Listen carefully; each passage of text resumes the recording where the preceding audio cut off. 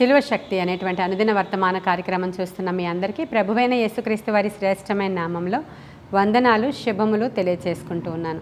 ఈరోజు మన ధ్యాన అంశము ఫిలిప్పీలకు రాసిన పత్రిక 2వ అధ్యాయము 6వ వచనం నుంచి 8 వరకు చదువుతున్నాను, వినండి. ఆయన దేవుని స్వరూపము కలిగిన వాడై ఉండి దేవునితో సమానముగా ఉండుట విడిచిపెట్టకూడని భాగ్యమని ఎంచుకొనలేదు గాని మనుష్యుల పోలికగా పుట్టి దాసుని స్వరూపమును ధరించుకొని తన్ను తానే రిక్తునిగా చేసుకొనెను. మరియు ఆయన ఆకారమందు మనుష్యుడుగా కనబడి మరణము పొందునంతగా అనగా శిలువ మరణము పొందునంతగా విధేయత చూపినవాడే తన్ను తాను తగ్గించుకొనెను. ఈరోజు మన ధ్యాన అంశము ప్రభువు ఎలా తగ్గించుకున్నారో అటువంటి తగ్గింపు మనకి అవసరం అనేటువంటి వర్తమానం. ఈరోజు శిలువ దగ్గర మనము పాఠాలు నేర్చుకుంటూ ఉన్నాము. తగ్గింపు మనకి లేకపోతే చాలా ప్రాబ్లం అని బైబిల్ సెలవిస్తూ ఉంది. తనను తాను తగ్గించుకున్నవాడే హెచ్చింపబడతాడు.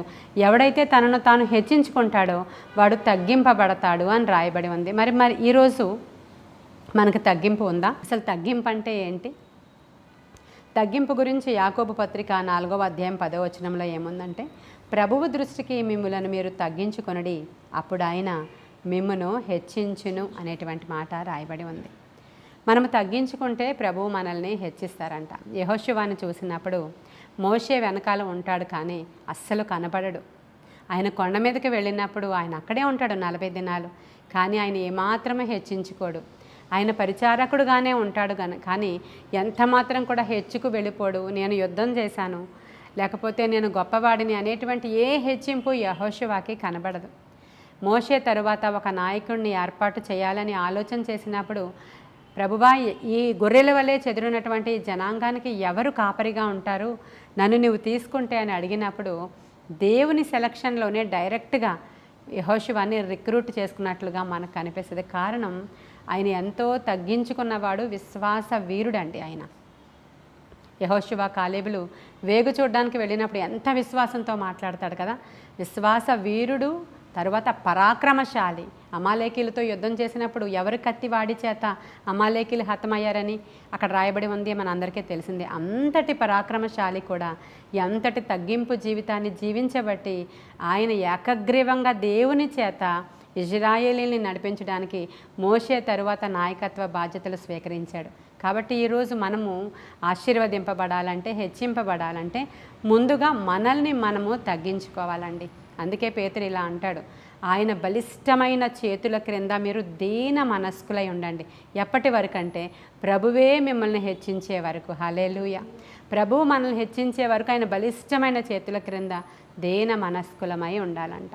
మనము శిలువ ధ్యానాలు చేసుకుంటున్నాము ఈ దినాలలో. మరి ఈ దినము మరలా శిలువ దగ్గరికి వచ్చి మనం ఏమి నేర్చుకుంటున్నామంటే తగ్గింపు. దినవృత్తాంతాల గ్రంథం తెరవండి, ఒక మాట చూద్దాం. అక్కడ మనందరికీ తెలిసిన విషయమే. 2వ దినవృత్తాంతాల గ్రంథము 7వ అధ్యాయము 14వ వచనాన్ని చదువుతున్నాను నేను. నా పేరు పెట్టబడిన నా జనులు తమ్మను తాము తగ్గించుకొని ప్రార్థన చేసి నన్ను వెదకి తమ చెడు మార్గములను విడిచిన ఎడల ఆకాశము నుండి నేను వారి ప్రార్థనను విని వారి పాపములు క్షమించి వారి దేశమును స్వస్థపరచుదును. చూసారా, నా పేరు పెట్టబడిన నా జనులు తమ్మను తాము తగ్గించుకుని ప్రార్థన చేయాలంట. మనం చూస్తాం సుంకరి పరిచయుడి యొక్క ప్రార్థనా విధానాన్ని యేసుక్రీస్తు ప్రభు వారు చెప్తారు. నేను ఇంత గొప్పవాడిని, నేను అంత గొప్పవాడిని, నా ఉపవాసాలు ఇంత గొప్పవే, నేను వారానికి ఇలా ఉపవాసం ఉంటాను, ఇలా దశమ భాగం ఇస్తాను, ఇలాంటి కానుకలు ఇస్తాను, నేను ఇంత నీతిమంతుడని చెప్పుకునేటువంటి వాని ప్రార్థన కాదు కానీ ఆకాశము వైపు చూడడానికైనాను భయపడే తగ్గించుకున్న వాని యొక్క ప్రార్థన ఉత్తమమైనదని దేవుడు చెప్పారు. ఇక్కడ దినవృత్తాంతాల గ్రంథంలో తన ప్రజలు తమను తాము తగ్గించుకొని వాళ్ళు ఏం చేయాలంట? ప్రార్థన చేయాలంట, చెడు మార్గాలు విడిచిపెట్టాలంట. అప్పుడు ఆకాశము నుంచి ఆయన వారి ప్రార్థనను విని క్షమించి దేవుడు మన దేశాన్ని మనల్ని స్వస్థపరుస్తానని వాగ్దానం చేస్తున్నారు. ఇలాంటి ఇన్సిడెంట్ మనము యోనా గ్రంథంలో చూస్తాం కదా. యోనాని దేవుడు నినెవే అనే పట్టణానికి వెళ్ళమన్నప్పుడు అక్కడికి వెళ్లకుండా తర్షీషుకు పారిపోతాడు. పారిపోయినప్పుడు మరలా దేవుడు ఏదో విధము చేత మరలా నీనెవేకి పంపించినప్పుడు ఒక దిన ప్రయాణం అంత దూరం అతను ప్రయాణం చేసి దేవుని యొక్క ఉగ్రత మీ మీదకి వస్తుంది. ఎందుకంటే మీరు గర్విష్ఠులై ఉన్నారు, దేవుని మాట విననొల్లని వాళ్ళై ఉన్నారు, భక్తిహీనత ఉంది అని చెప్పగానే ఆ రాజు ముందు చేసిన పని ఏంటో జాగ్రత్తగా గమనించండి. ఆయన తగ్గించుకొని రాజు సింహాసనం మీద నుంచి క్రిందకి దిగిపోయి రాజవస్త్రాలు తీసివేసి తరువాత గోనె బట్ట కట్టుకున్నాడు. ఎందుకని అంటే తగ్గింపు.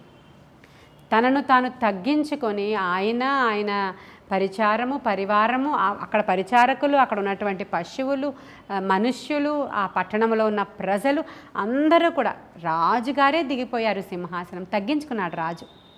ఆ రాజుగారు ఎప్పుడైతే తగ్గించుకున్నాడో వెంటనే ఆ పట్టణం మీదకి రావలసిన ఉగ్రత వెనక్కి పారిపోయిన సందర్భం మనం చూస్తాం. అదే దినవృత్తాంతాల గ్రంథంలో ఉంది.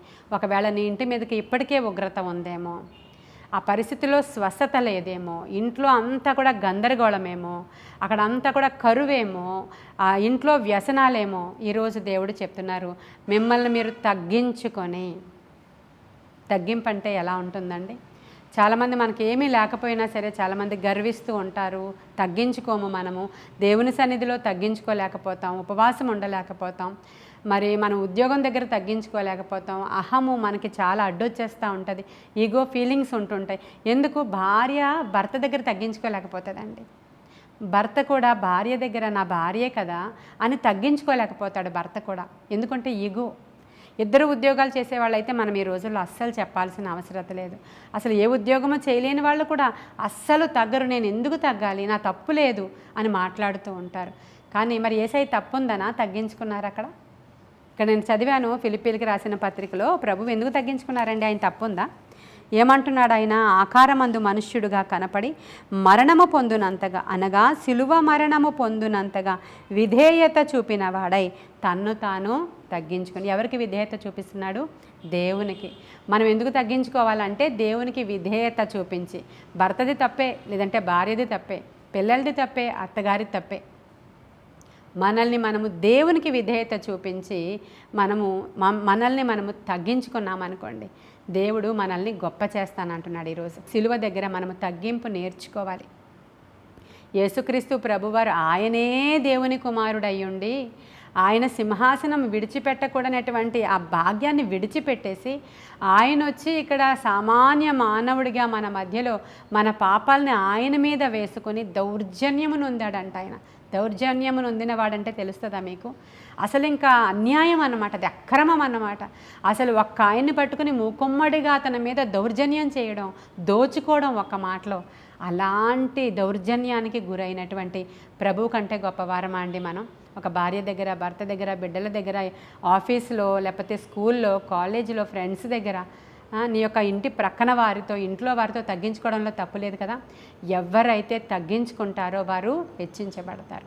ఈ విషయంలో మనకి దావీదు గారు చాలా మంచి ఉదాహరణగా కనబడతారు. చూడండి 1వ సమూయేలు గ్రంథము 24వ అధ్యాయము 14వ వచనంలో ఆయన ఏమంటున్నారో చూడండి. 14వ వచనం, ఇజ్రాయేలీల రాజు ఎవని పట్టుకొన బయలుదేరి వచ్చి ఉన్నాడు, ఏ పాటి వానిని తరుముచున్నాడు, చచ్చిన కుక్కను కదా, మిన్నల్లిని కదా, యెహోవా నీకును నాకును మధ్య న్యాయాధిపతి అయి తీర్పు తీర్చును గాక అని దావీదు మాట్లాడుతున్నాడు. ఎవరితో అంటే సౌలుతో. ఏంటి సందర్భం మన అందరికీ తెలిసిన విషయమే. సౌలు తరుముతూ ఉన్నాడు, దావీదు పారిపోతూ ఉన్నాడు. అసలు దావీదు పారిపోవలసిన అవసరత లేదు, ఎందుకంటే దావీదు చాలా శూరుడండి. ఎవరు అడ్డొస్తే వాళ్ళని చీల్చగలడు. సింహం అడ్డొచ్చింది ఒకరోజు, సింహాన్ని చీల్చిన వీరుడు ఆయన. ఎలుగుబంటి అడ్డొచ్చింది ఒకరోజు, ఎలుగుబంటిని చీల్చేశాడు. ఎలుగుబంటి కంటే సింహం కంటే సౌలేమీ పెద్దవాడు కాడు కదండి. కానీ అభిషేకించబడినవాడు, దేశానికి రాజు, దేవుని చేత పాయింట్ చేయబడినవాడు. అతడు శత్రువే, అతడు గర్విష్టే, అతడు అసూయపరుడే. అయినా సరే ఇప్పుడు ఒకటి జ్ఞాపకం పెట్టుకోండి, మిమ్మల్ని ఎవరైతే అస్తమాను హింసిస్తున్నారో, నిందిస్తున్నారో, లేదంటే మీకు ఆయాస్కరంగా ఉన్నారో, వాళ్ళ వల్ల మీరు ప్రాబ్లం అనుభవిస్తున్నారు, వాళ్ళు మంచి వాళ్ళని నేనేం చెప్పడం లేదు. మీ వరకు వాళ్ళు ఒకవేళ బహుశా ఇలా మిమ్మల్ని తరుముచున్న వాళ్ళే. కానీ ఎలా తగ్గించుకున్నాడో చూసారా? అతనికి కెపాసిటీ ఉంది, నోరు ఉంది, బలం ఉంది. అయినా సరే ఆయన వెనకాల సైన్యం కూడా ఉందండి. అయినా కూడా తనని తాను తగ్గించుకుని, ఎంత తగ్గించుకున్నాడు అంటే, నేను చచ్చిన కుక్క లాంటి వాడిని కదా, నన్ను ఎందుకు తరుముతున్నావు నువ్వు? మామూలు కుక్కనే మనం చీచి అంటామండి. చచ్చిన కుక్కని ఇంకా మనం ఎలా చూస్తాం ఒకసారి చెప్పండి. అలాంటి దానితో పోల్చుకున్నాడండి దావీదు. కాబట్టి ఆయన 40 సంవత్సరాలు నిరాటంకంగా ఇజ్రాయేలీల్ని దేవుని కృపచేత ఏలాడు. ప్రియమైన దేవుని బిడ్డలారా, దావీదు వంటి రాజు మరలా ఆ యోధా ప్రజలలో, యోధా రాజులలో అసలు పొగిడేటప్పుడు కానీ, రాజుల గురించి ఉచ్చరించేటప్పుడు కానీ దావీదు తర్వాత అటువంటి రాజు మనకి కనపడడు అంటారు అక్కడ. దావీదు యొక్క కుమారుడుగా వచ్చాడు అంటారు అక్కడ. దావీదు యొక్క వేరు చిగిరంటారు అక్కడ. దావీదు గోత్రం అసలు ఎంత గొప్ప విషయం అంటే అందులో నుంచే యేసుక్రీస్తు ప్రభువారు వచ్చారు. హల్లెలూయా. ఎందుకనండి ఆ తగ్గింపు చూసారా ఒకసారి. నేను మిన్నల్లిని కదా అంటాడు ఆయన. చాలా సందర్భాల్లో మనకి పేరు తెలీదు. మిన్నల్ అంటే ఏంటో అనుకుంటూ ఉండేదాన్ని నేను. అసలు మిన్నల్ అంటే ఏంటి అంటే, మనం నిర్గమకాండం చదువుతున్నప్పుడు 8వ అధ్యాయం 17వ వచనంలో అక్కడ మోషే తెగుళ్ళు రప్పిస్తూ ఉన్నప్పుడు ఆ దేశం మీదకి ఒకరోజు కప్పల గుంపు, ఒకరోజు నీరంతా కూడా ఎర్రగా అయిపోవడం, ఒకరోజు ధూళి అంతా వచ్చి అది పేలులాగా అయిపోయి ఆ పట్టణం మీదకి రావడం, ఇవన్నీ కూడా తెగుళ్ళు వచ్చినాయి కదా ఆ యొక్క ఐగుప్తీయుల మీదకి. ఆ తెగులులో ఒక భాగంగా 8వ అధ్యాయం 17వ వచనంలో ఉంటుంది. అహరోను తన కర్రను పట్టుకుని చెయ్యి చాపి ఆ దేశపు ధూళిని కొట్టినప్పుడు పేలు మనుష్యుల మీద, జంతువుల మీద ఉండెను అని రాయబడి ఉంది. నిర్గమకాండము 8:17లో అహరోను కొట్టినప్పుడు అక్కడంతా కూడా ధూళి పేలులాగా అయిపోయిందంట. పేలు అంటే తెలుసు కదా, మన తలలో ఉంటాయి అవి. కానీ అక్కడ క్రిందన ఫుట్నోట్లో చూడండి మీరు, ఆ పేలు అనే రాయబడిన చోట ఫుట్నోట్లో మిన్నల్లి అని రాయబడి ఉంది. అది ఒక చిన్న జాతికి చెందిన చాలా చిన్నదైనటువంటి ఒక చిన్న జీవి అని చెప్పడానికి మరి పరిశుద్ధాత్మ దేవుడు అలా రాయించారు. చూసారా మీరు? ఆ పేనును చంపడానికి ఎవరైనా కత్తులు కటారులతో వస్తారా? ఈ పేనును చంపడానికి ఎవరైనా ఇంత సైన్యాన్ని వెంటబెట్టుకొని వస్తారా? అటువంటి చిన్న జీవినయ్యా నేను అని చెప్పడానికి దావీదు తగ్గింపు ఇంక అంతకంటే ఎలా చెప్పగలనండి నేను? ఆయన ఎలా చెప్పగలడు, పరిశుద్ధాత్ముడు ఎలా చెప్పగలడు ఇంకా. కాబట్టి ఈరోజు ఒకసారి దావీదుని మన ఎదుట పెట్టుకుందాం. ఆ నీనెవే యొక్క రాజుని మన ఎదుట పెట్టుకుందాం. తరువాత ఎందరైతే రాజులు తమను తాము తగ్గించుకుని గోనె పట్ట, ఒకసారి ఆహాబు దేవుని యొక్క ఉగ్రత అతని మీదకి వచ్చేసిందని తెలుసుకుని ఏం చేస్తాడో తెలుసా? చాలా దుర్మార్గుడు అలాంటి లిస్టులో ఉన్నాడు ఆయన. యెజెబెలుని చేసుకున్నప్పుడే ఆయన పని అయిపోయింది. ఇంకా దేవుడు ఇతడిని ఆ నాబోతుని చంపించినప్పుడు ఇంకా కోపం వచ్చింది దేవునికి. నీతిమంతుని రక్తం ఒలికించాడు. అలాంటి సందర్భంలో దేవుని ఉగ్రత మీదకి వస్తే అతను ఏం చేశాడో తెలుసా? తనను తాను తగ్గించుకొని గోనె పట్ట వేసుకొని ఉపవాసం ఉండి ఒక మూలకు వెళ్ళి ప్రార్థన చేస్తే ఉగ్రత పోయిందండి. ఎంత గొప్ప విషయం అది. సరేలే నేనేమి చేయను అనేసాడు దేవుడు. అంటే తగ్గింపు ఎంత ప్రాముఖ్యమైనదో ఈరోజు మీరు తెలుసుకోవాలి. మీరు ఎవరైనా సరే ఈరోజు ఇప్పటికిప్పుడు మీరు సరెండర్ అయితే దేవునికి సరెండర్ అవ్వడం అంటే దేవుడు మనకి కనపడ్డు కదా, మనుష్యులకు మనం సరెండర్ అవ్వాలి. మనుష్యుల దగ్గర మనం తగ్గించుకోవాలి. ఈ తగ్గింపు నిన్ను హెచ్చిస్తే తప్ప, ఈ తగ్గింపు తగ్గిస్తే మీరు చాలామంది ఇలా అనుకుంటారు నేను లోకు అయిపోతాను అని. కాదండి, మీరు తగ్గించుకొని చూడండి దేవుడు ఎలా హెచ్చిస్తారో. ఖచ్చితంగా ఆ ఆశీర్వాదము మీ జీవితంలో కనిపిస్తుంది. ఒక సేవకురాలుగా నేను ఇది చెప్పగలను. దేవుని యొక్క సేవకురాలుగా నేను ఇది ఎక్స్పీరియన్స్ చేశాను. కాబట్టి చాలామందికి మనకే కొంచెం తగ్గింపు నైజం ఉంటుంది మనలో. చాలామందికి గర్విష్ఠులు ఉంటారు, అహంకారులు ఉంటారు, దూషకులు ఉంటారు, మరి గర్వపోతులు ఉంటారు. ముక్కు మీద కోపం ఉంటుంది, వెంటనే లేచిపోతాం పైకి మనం. అది మన గర్వం. తగ్గింపు ఉండదు మనకి. కాబట్టి అణిగి చూడండి, అణిగి ఉండండి. దేవుడు గొప్ప కార్యం చేస్తానంటాడు. ఎందుకంటే దేవుడే చెప్తున్నాడు, ఎవరైతే తమను తాము తగ్గించుకుంటారో. గర్వపు ప్రార్థనలు కూడా వద్దు. నాకెంత తలాంతులు ఉన్నాయి అనేటువంటి గర్వం కూడా మనకొద్దు. నేను ఎంత కెపాసిటీ కలిగి ఉన్నాను, ఎంత మంచిగా వాక్యం మాట్లాడగలను, అస్సలు వద్దు.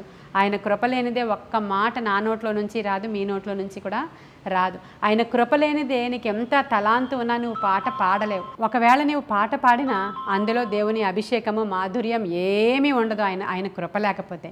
సింగర్స్ అలా అతిశయించడానికి లేదు, పాస్టర్స్ అలా అతిశయించడానికి లేదు.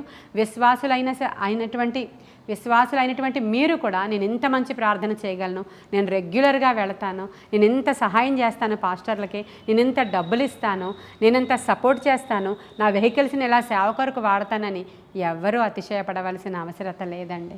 లేదంటే మనం ఇంత చారిటీ చేస్తాము, బయట ఇలా పేదలను చూస్తాము, అనాథాశ్రయాలు కట్టించాము, మందిరాలు కట్టించాము, అతిశయపడాల్సిన అవసరత లేదు. ఎంత ఎదిగావో అంత ఒదిగి ఉండమని దేవుని యొక్క వాక్యం సెలవిస్తూ ఉంది. కాబట్టి ఈరోజు మరి తగ్గించుకుందామా? తగ్గించుకోవడంలో తప్పేమీ లేదు కదా. బాప్తిస్మం ఇచ్చే యోహాను ఉన్నాడు, ఆయన ఎంతో ఘనుడని రాయబడి ఉంది. స్త్రీలు కనిన వారిలో ఆయన ధన్యుడంటండి, ఘనుడంట. అటువంటి ఆయన చర్మముతో చేసినటువంటి వస్త్రాన్ని ధరించుకొని మిడతలను ఆహారంగా తింటూ ఆయన ఏమంటాడంటే, యేసుక్రీస్తు ప్రభువారి దగ్గరికి వచ్చినప్పుడు, ఆయన చెప్పుల వారున విప్పుటకైనను నేను అర్హుడను కాదు. చూడండి ఆ మాట ఒక్కసారి.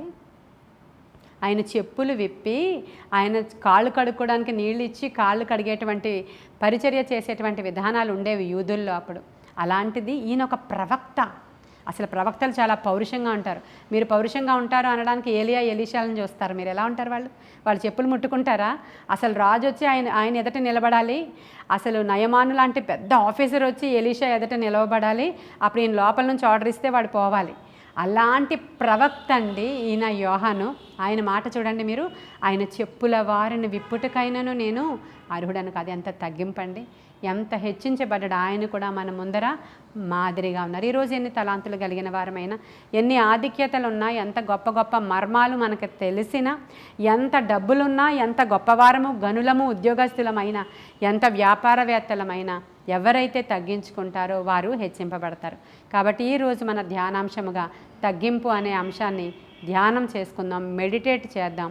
అది నాకు అనుగ్రహించేది ఒక వరముగా ఇవ్వయ్యా అని ప్రభువుని అడుగుదాం. నటించొద్దు, నిజంగా మాకు అది కావాలని అడుగుదాం. ఇట్టి కృప దేవుడు మనకి ఇవ్వాలని ఈ కొన్ని మాటలు దేవుడు మన వెనుకడిలో దీవించును గాక. ఆమేన్. ప్రార్థన చేసుకుందాం. మహాపరిశుద్ధుడైన తండ్రి, మహోన్నతుడైన దేవ, సర్వాంతర్యామి నీకు వందనాలు. సర్వశరీరులకు దేవుడా, సకల ఆశీర్వాదాలకు కారణభూతుడమైన మా తండ్రి, అయ్యా మేము తగ్గించుకొని నీ సన్నిధిలో ప్రార్థించి గొప్ప ఈవులు నీ వద్ద నుంచి పొందుకోవడానికి సహాయం చేయండి. ఈరోజు గృహాలలో వచ్చిన ప్రతి విధమైనటువంటి ప్రాబ్లమ్స్కి కారణం దేవా తగ్గింపు లేని తనమని తెలుసుకొని తమను తాము తగ్గించుకొని నాయనా నీ సన్నిధిలో నిందారహితులుగా ఉండడానికి అవసరమైన కృప వినుచున్న వారికి దయచేయండి, వినుచున్న మాకు దయచేయండి. నీ గొప్ప కార్యాలు అక్కడ నాయన, ఆశ్చర్య కార్యాలు అక్కడ, అద్భుత కార్యాలు అక్కడ వినువారి జీవితాలలో జరుగులాగున సహాయం చేయమని నీ కృపగల హస్తానికి సిలువ ధ్యానాలను అప్పగించుకుంటున్నాను.